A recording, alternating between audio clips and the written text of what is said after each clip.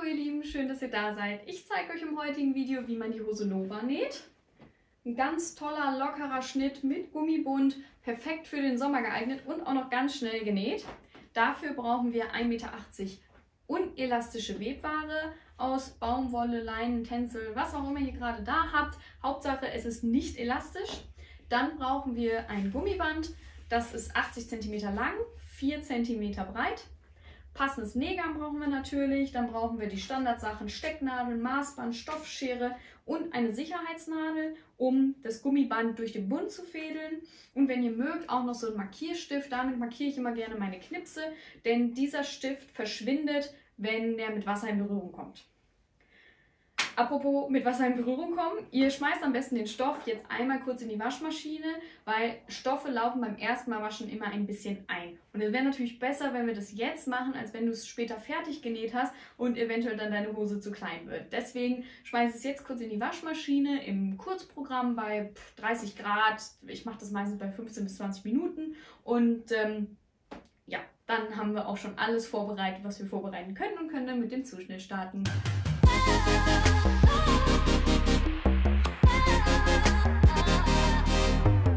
So, wenn ihr euren Stoff dann jetzt gewaschen, getrocknet und nochmal kurz gebügelt habt, können wir mit dem Zuschnitt starten. Dafür falten wir den Stoff jetzt erstmal rechts auf rechts aufeinander, sodass die Webkanten aufeinander liegen und die rechte Seite innen ist. So haben wir dann oben den Stoffbruch, also da, wo der Stoff gefaltet wird und unten dann die Webkante. Und dann legen wir die Schnittmuster so auf den Stoff wie im Zuschneideplan gezeigt. Oben links kommt das Rückteil hin. Darunter kommt das Vorderteil. Und der Bund kommt mit dieser Kante an den Stoffbruch.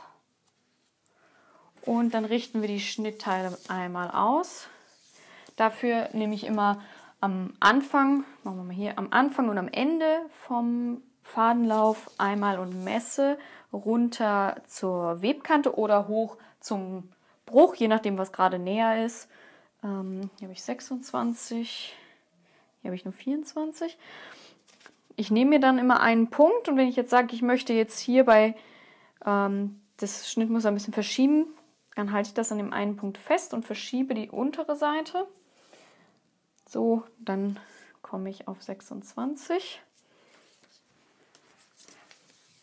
26 ist jetzt auch nur so eine Zahl, weil das gerade bei mir so passt. Also das kann bei euch natürlich ganz anders aussehen. Hauptsache ist, dass der Fadenlauf parallel zur Webkante und parallel zum Stoffbruch ist. Und was ebenfalls wichtig ist, wenn ihr die Sachen auflegt, dass die einzelnen Pfeile immer in die richtige Richtung zeigen. Zum Beispiel beim Bund habe ich jetzt in alle Richtungen Pfeile, das heißt, es ist relativ egal, wie ihr es zuschneidet, aber bei den beiden Teilen ist es nicht egal.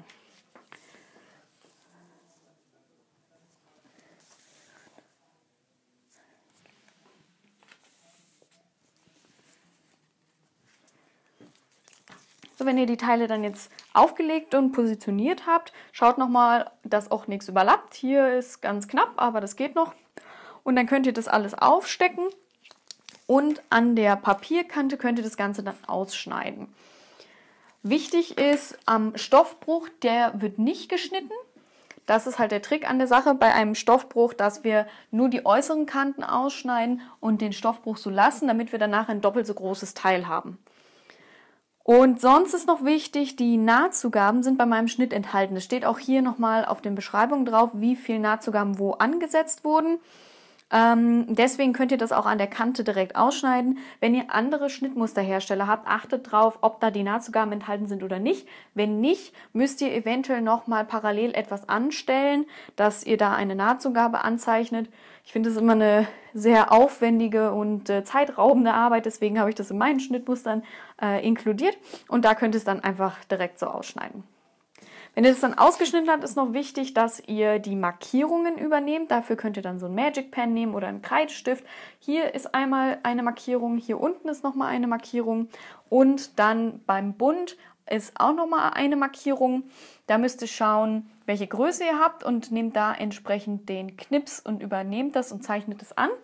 Und der Stoffbruch wird auch immer nochmal markiert. Wir fangen dann mit der Seitennaht an. Dafür legen wir das Vorder- und Rückteil rechts auf rechts aufeinander. So, wo ist mein Vorderteil?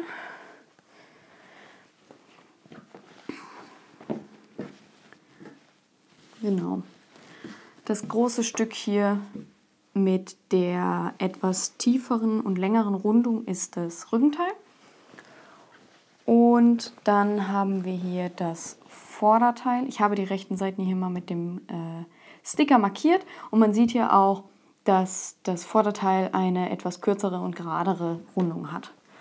Die werden jetzt rechts auf rechts aufeinander gelegt und werden dann hier bei 1 cm zusammengenäht.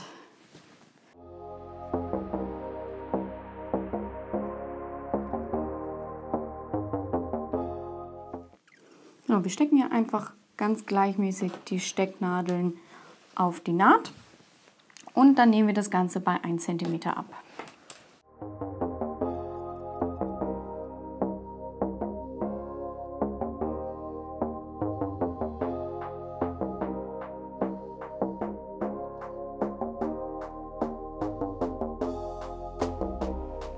Nachdem du jetzt die Seitennaht geschlossen und flach gebügelt hast, können wir dann die innere Beinnaht schließen. Dafür drehen wir uns das ganze Teil um, so dass wir die rechte Seite sehen und falten dann die Vorder- auf die Hinterhose.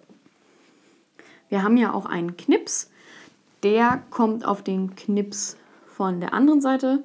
Knips oder Markierung kann man beides sagen. Die habe ich mir vorher natürlich mit einem Stift markiert. Knipse finde ich immer wichtig, dass man die sofort steckt, dann, weil hier muss es auf jeden Fall aufeinander passen.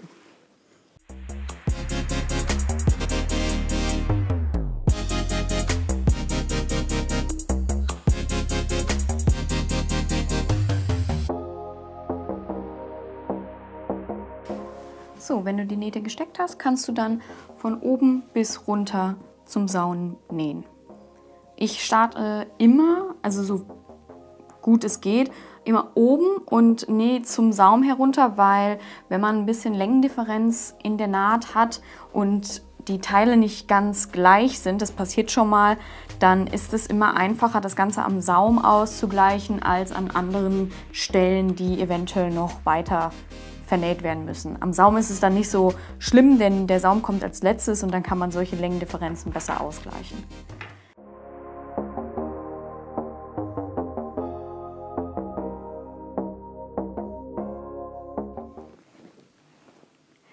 Jetzt haben wir quasi 2 Schläuche vor uns, also das sind die beiden Hosenbeine und die müssen wir jetzt ineinander ziehen. Das heißt, ihr legt euch ein Teil so hin, dass ihr die linke Seite seht und das andere Teil zieht ihr euch so, dass ihr die rechte Seite seht und dann ziehen wir das Ganze ineinander. Wir wollen dann jetzt diese Naht hier steppen. Das ist die Schrittnaht, die also quasi einmal von vorne in der Mitte durch die Beine durch bis hinten in der Mitte verläuft. Und dafür ist es wichtig, dass die Naht hier vorne aufeinander trifft und dass die Kanten dann natürlich aufeinander gesteckt werden.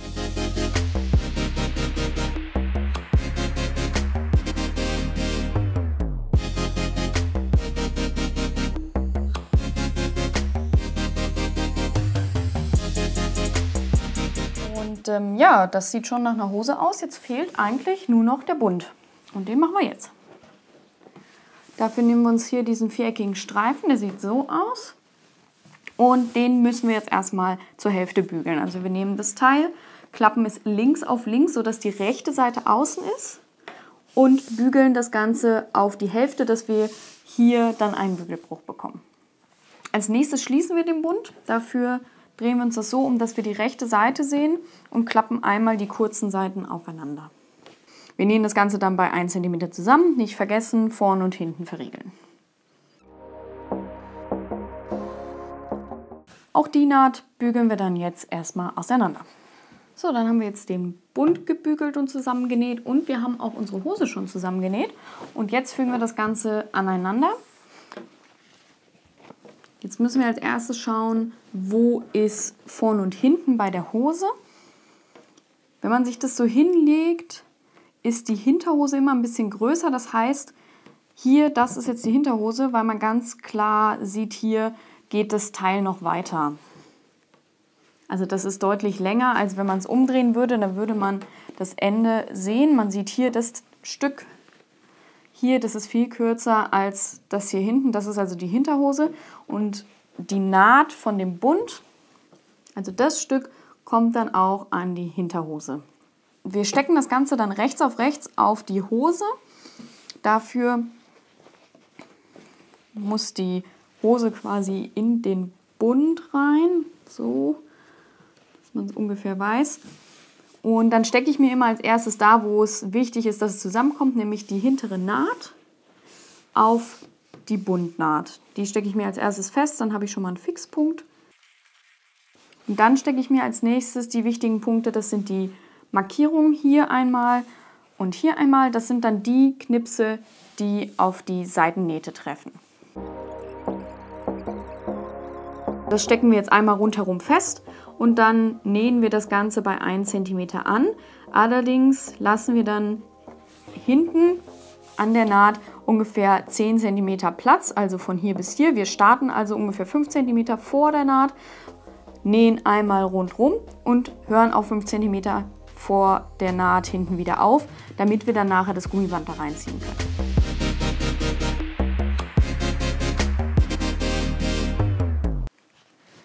So, beim Schließen müssen wir jetzt noch einmal kurz aufpassen, wo wir anfangen. Also erstmal kurz schauen, wo ist jetzt meine Naht. Hier ist meine Naht und dann fange ich 5 cm dahinter an. Auch wieder dran denken, auch wenn die Naht noch nicht, sage ich mal, komplett geschlossen wird, muss man auch hier vor und zurück nähen, damit die Naht nicht aufgeht, während wir das Gummi einziehen.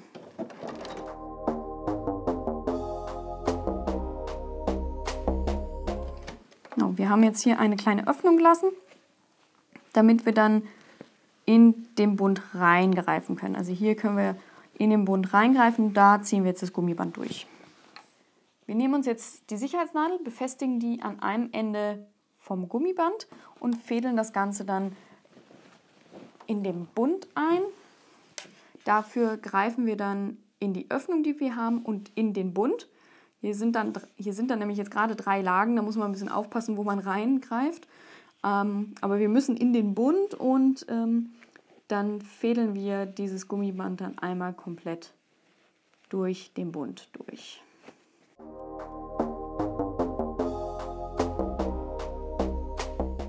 So, ich habe das jetzt einmal durch den Bund gefädelt. Jetzt ist es natürlich alles hier noch ein bisschen knubbelig und hier hängt noch viel zu viel Gummiband raus. Deswegen müssen wir das Ganze ein bisschen schieben und ziehen, dass sich das Ganze gleichmäßig verteilt. Aber aufpassen, dass das Band nicht komplett im Bund verschwindet. Auch wichtig, was ihr kontrollieren müsst, ist dann, ob sich das Gummi hier im Bund verdreht hat. Das verdreht sich manchmal schon mal ganz gerne. Deswegen, bevor ihr das festnäht, unbedingt kontrollieren, ob sich das Gummiband in irgendeiner Art und Weise verdreht, verknotet, irgendwas hat. Wenn man jetzt hier die beiden Enden hat, legt ihr euch die übereinander. Und dann würde ich, bevor ihr das komplett festnäht, erstmal mit der Sicherheitsnadel das Ganze einmal festmachen. Dann nochmal den Bund, so einmal alles reinstecken. Dann den Bund einmal komplett die Falten alle ordentlich verteilen. So, und dann könnt ihr das mal anprobieren und schauen, ob euch das so passt. Hier ist zwar dann noch ein bisschen was offen, das sollte euch jetzt erstmal nicht stören. Wenn ihr merkt, dass das Ganze dann jetzt passt, dann könnt ihr das Gummiband zusammennähen. Dafür holt ihr das Gummiband dann wieder raus, macht die Sicherheitsnadel ab und wir nähen jetzt das Gummiband einmal übereinander fest. Also nicht rechts auf rechts, so wie wir die anderen Teile festgenäht haben, weil das wird dann ein bisschen dick. Wir nähen die einfach übereinander fest. Es ist auch nicht so schlimm, dass das hier ausfranst, weil das ist nachher im Bund und dann ist es auch egal. Auch hier wichtig, wieder vorne und hinten verriegeln, damit die Naht nicht aufgeht. Ihr könnt auch gerne noch mal eine zweite oder auch eine dritte Naht setzen, dann ist das Ganze ein bisschen haltbarer. Und so sieht das Ganze dann aus. Muss auch jetzt nicht besonders schön sein. Wie gesagt, das verschwindet nachher komplett im Bund. Deswegen ist das eigentlich auch total egal. Genau, und dann schließen wir jetzt hier noch die restliche Naht. Da müssen wir ein bisschen schauen, dass das Ganze glatt liegt. Dass alle Lagen glatt übereinander liegen, weil jetzt natürlich der Gummi da drin ist. Und dann fangen wir wieder hier in der Naht an, die wir vorher genäht haben. Auch wieder vor- und zurücknähen und dann die ganze Naht schließen. So, der vorletzte Step ist jetzt der Saum. Die Saumkanten sind ja hier noch offen und die müssen natürlich auch noch vernäht werden. Dafür nähe ich mir immer gerne erstmal eine Hilfsnaht für den Saum, denn wir müssen den Saum jetzt gleich nach innen umbügeln. Und ich finde es immer ein bisschen einfacher, wenn man da eine Naht hat, an der man sich orientieren kann. Man kann natürlich auch ein Maßband nehmen und immer die Strecken abmessen, aber ich finde es so einfacher. Ich stelle mir dann die Nähmaschine ein auf 3,5, auf jeden Fall auf einen langen Stich. Und in dem Fall hier müssen wir jetzt eine Hilfsnaht nähen, die dann 3 cm von der Kante entfernt ist. Bei der Hilfsnaht muss man nicht verriegeln. Die Hilfsnaht wird ja nachher wieder rausgezogen, deswegen braucht man die auch nicht verriegeln. Das ist nur ein größerer Aufwand, die nachher wieder rauszuholen, wenn man die verriegelt. Deswegen ohne Verriegelung einfach loslegen.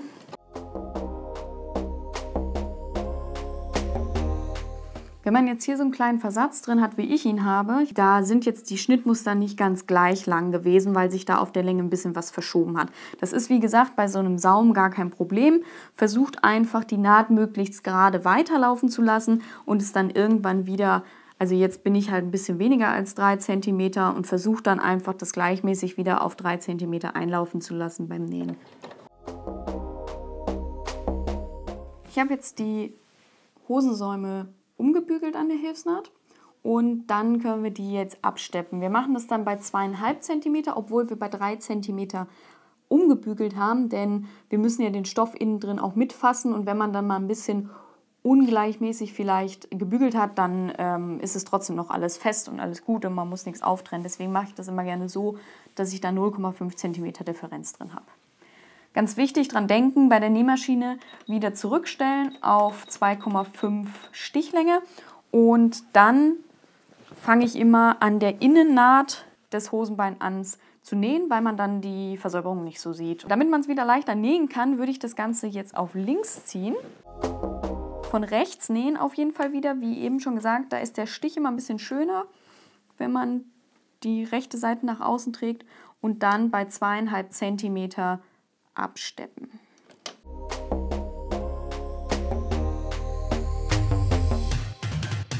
Ihr könnt dann von hinten auch immer mal schauen, ob ihr alles festgenäht habt.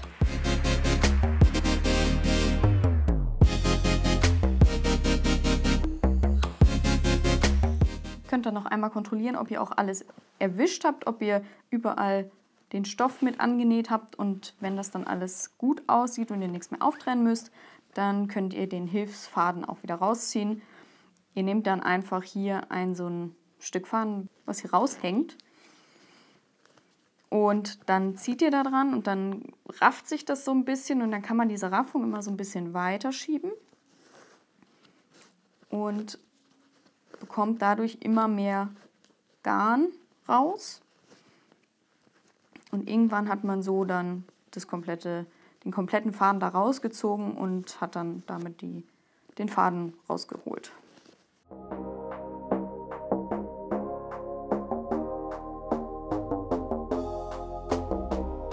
So haben wir jetzt schon einen Faden rausgeholt und meistens steht dann auch der andere Faden hier schon über. Den kann man dann relativ einfach so rausholen. So, und der letzte Schritt, der krönende Abschluss quasi, ist dann das Annähen von dem Weblabel. Also wenn du das Do-It-Yourself-Set gekauft hast, dann bekommst du dieses Weblabel dazu Und dann kannst du dir dieses Weblabel annähen. Da hast du jetzt mehrere Möglichkeiten. Du kannst einerseits zwischen 2 Seiten wählen. Du kannst sagen Bara Studio oder Made by Me. Das kannst du dir dann überlegen, wie rum du es annähst. Und dann kannst du noch überlegen, möchte ich mir das Ganze unter die Nahtzugabe nähen. Das ist ein bisschen einfacher und schneller, sage ich mal. Oder möchte ich mir das Ganze falten, dann müssen wir das hier nochmal falten und zuschneiden und nähen wir uns das dann, also ich zeige das jetzt mal grob, und nähe das dann in der Mitte von dem Bund auf. Das kannst du natürlich jetzt selber entscheiden. Ich zeige dir jetzt einfach mal beide Varianten.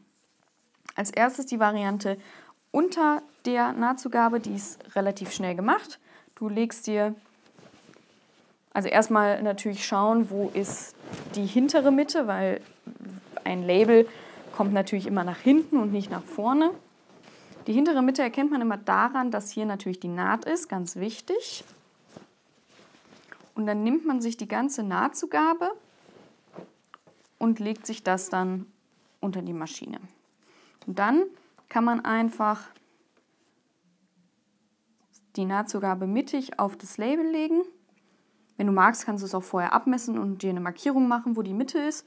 Und dann schiebst du das Ganze unter die Nähmaschine.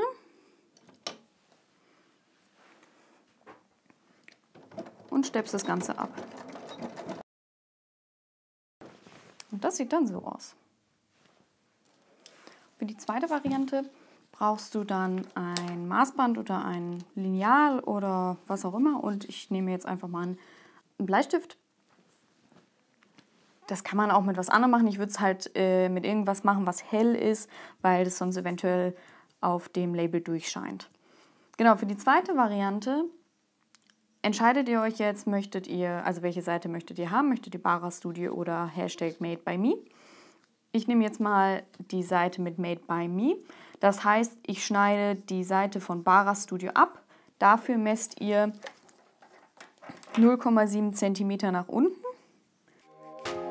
Macht euch da einen Strich. Könnt euch auch eine durchgezogene Linie machen, damit ihr besser entlang schneiden könnt.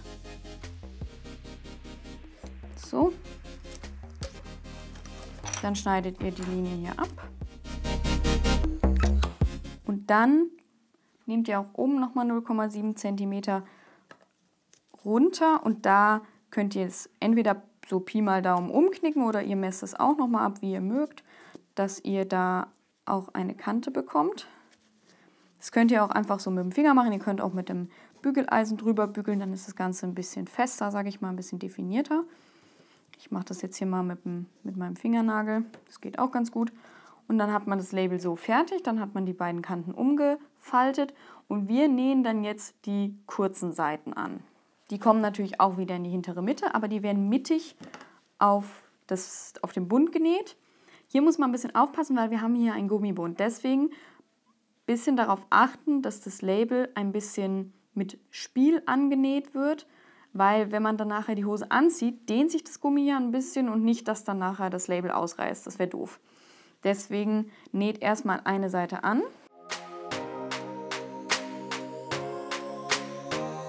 Ich habe jetzt hier so 1-2 mm von der Kante entfernt das angenäht. Das könnt ihr machen, wie es euch gefällt. Ich würde allerdings bei dieser Art von Hosen mit dem Gummibund davon abraten, das einmal komplett drumherum zu steppen, sondern nur an den kurzen Seiten, weil, wie gesagt, wenn die Hose angezogen wird, dass dann nachher das Label ausreißt, wenn es komplett angenäht ist. Deswegen nehme ich hier nur die beiden kurzen Seiten und die zweite Seite, das schiebe ich jetzt so ein bisschen hoch, dass man hier so ein bisschen Spiel drin hat und dann nähe ich auch die Seite an.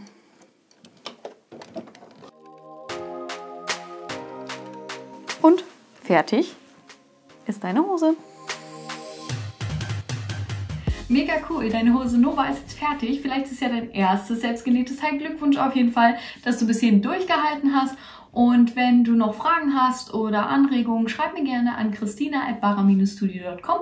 Ich wünsche dir jetzt viel Spaß beim Tragen.